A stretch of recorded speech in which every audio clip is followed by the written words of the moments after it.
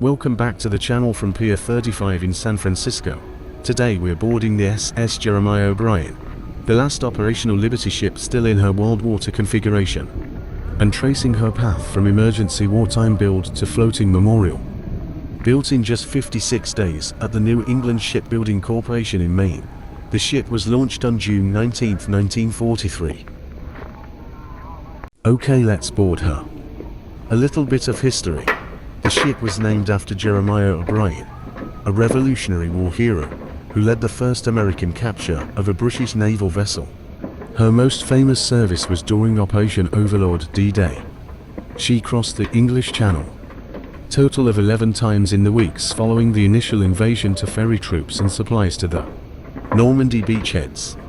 Then, after being mothballed from 1946 to 1979, she was restored by volunteers and even made an epic 1,800-mile round-trip journey from San Francisco to Normandy for the 50th anniversary of D-Day in 1994. Okay, we are now on the main deck of the ship. Because the ship remains in its original 1943 configuration, these areas offer a raw, hands-on look at World War II naval life. This is the entrance to the Forward Cargo Hold Museum. It features a massive diorama of the Normandy landings that was donated by the French people to the American people for the liberation of France.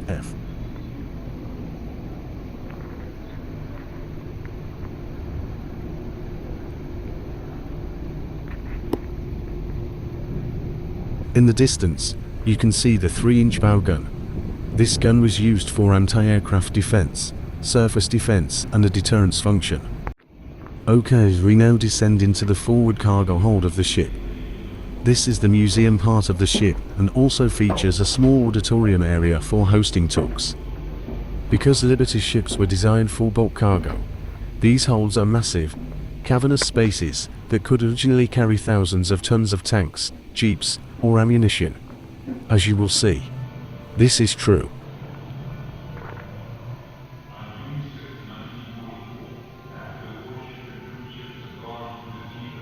In this museum is an exhibit called Bill Manton's War. The exhibit is centered on the real-life experiences of William Bill Manton, a veteran who served in the U.S. Merchant Marine. It uses his personal journey to illustrate the broader dangers faced by the bridge of ships that supplied the Allied forces. An avid sketch artist, he sketched out the crew, the troops that were ferried on his Liberty ship, and other scenes of the war. The museum also takes the visitor on a historical trip down memory lane of the Liberty program's urgency. Ships built fast, launched fast, and sent straight into danger to keep Allied supply lines alive. Liberty ships moved from traditional riveting to massive welded construction, and that speed plus scale defined the class. After the war, the O'Brien sat in reserve until preservation-minded leaders fought to save an unmodified vessel. That decision is why we can still walk a near-authentic Liberty ship today. The next part of the cargo hold gives the visitor a good introduction of Allied shipping and the ships that played a part in the convoys in the Atlantic theater.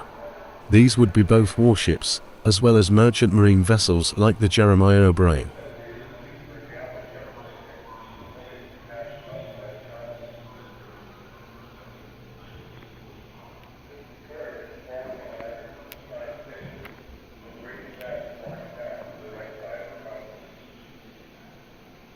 Here we have a map of all the voyages of this vessel. As you can see, it has been to many places. Here we have a pan of this cargo area, showing the Oerlikon 20mm cannon used in the anti-aircraft role, a Willis Jeep, and a 1.5-ton truck. Here is a closer look at the 1.5-ton truck. This was a workhorse during World War II. It was nicknamed the Vehicle of Victory and came in many versions, including cargo, dump truck, and even a bomb service truck for the Air Corps.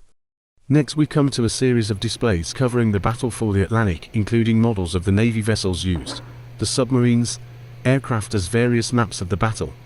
The German strategy was mostly to use U-boats or submarines to destroy Allied shipping.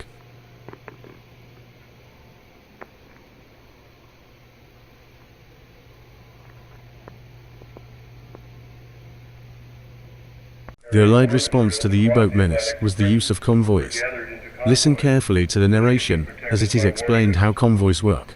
The German submarine group, called the Wolfpack, massed ahead of this convoy during the day.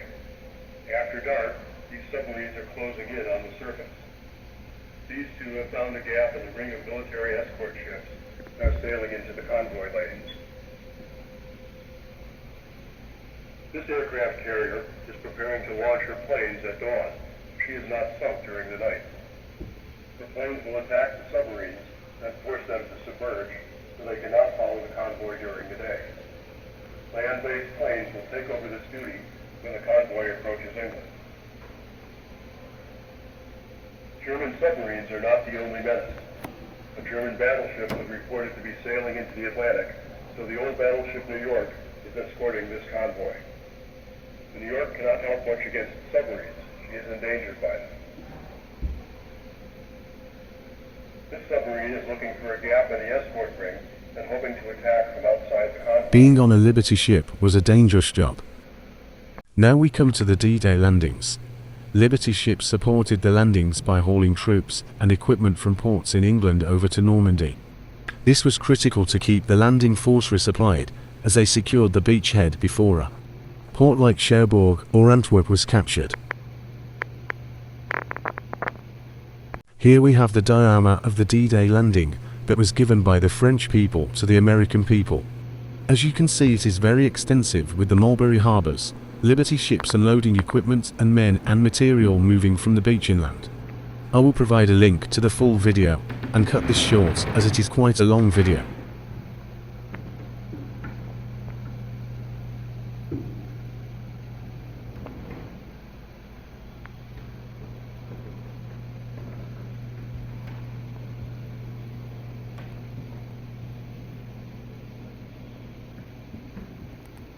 Now we will descend into the depths of the Jeremiah O'Brien's engine room.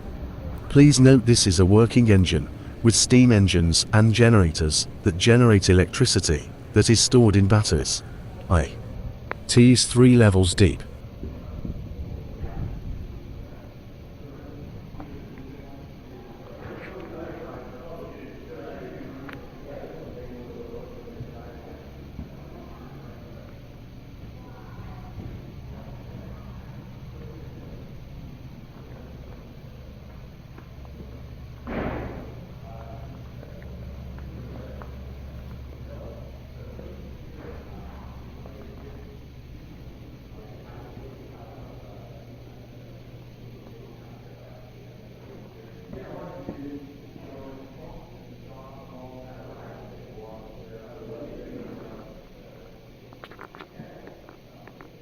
Fun fact, the engine room was used to film parts of the movie Titanic that covered the ship's engine.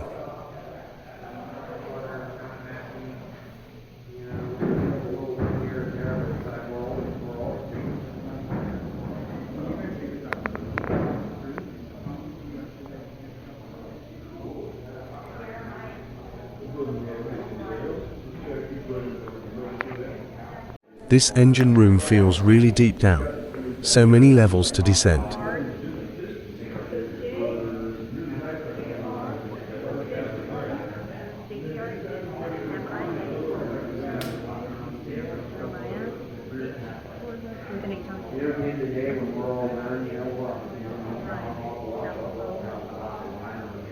Okay, we are finally down to the last level.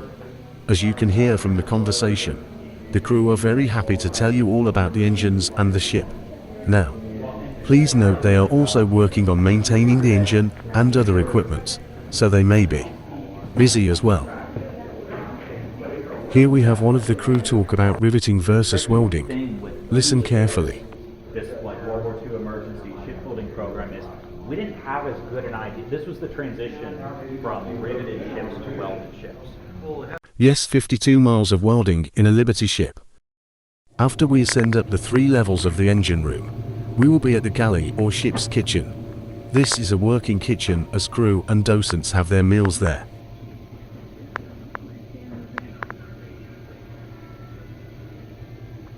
This is the mess or dining hall where meals are taken. Next, we ascend up 1 level to visit the ship's hospital and several crew quarters. You will notice that you can't enter, as this is a working vessel and real crew are using these quarters.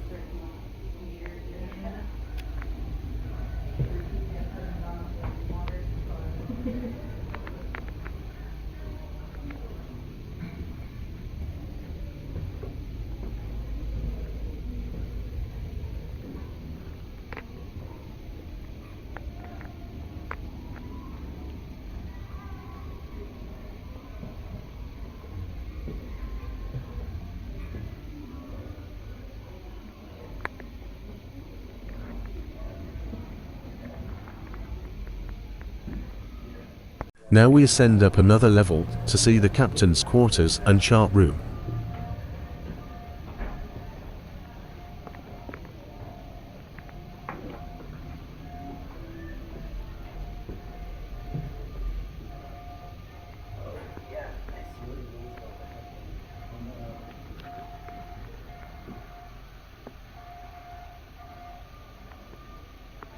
On this same level is the wheelhouse. This is where the ship is controlled in peacetime.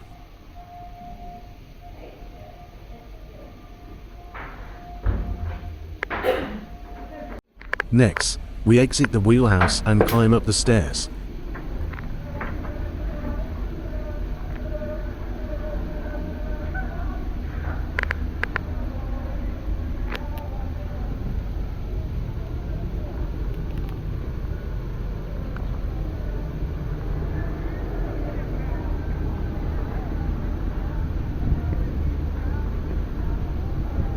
This is called the flying bridge.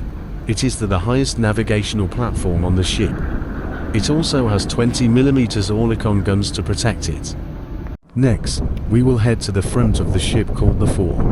We'll also climb up the fore-gun tub to check out the 3-inch gun. Here we have the 3-inch gun. Like we mentioned before, this is used for anti-aircraft, as well as anti-surface purposes.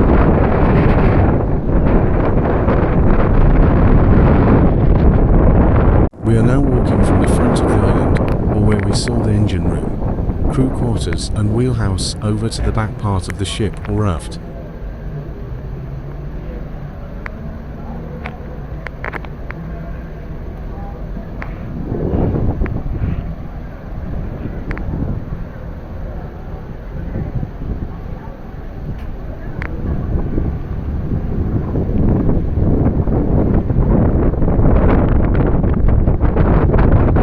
We are now at the back part or aft of the ship. Here is where we have half of the quarters of the Navy Armed Guard. These are the men who operate the guns and are ship protection. In the interest of time, we will only show one of the rooms of these quarters. We will have to climb these ladders to get up to the aft gun tub to look at the 5-inch gun.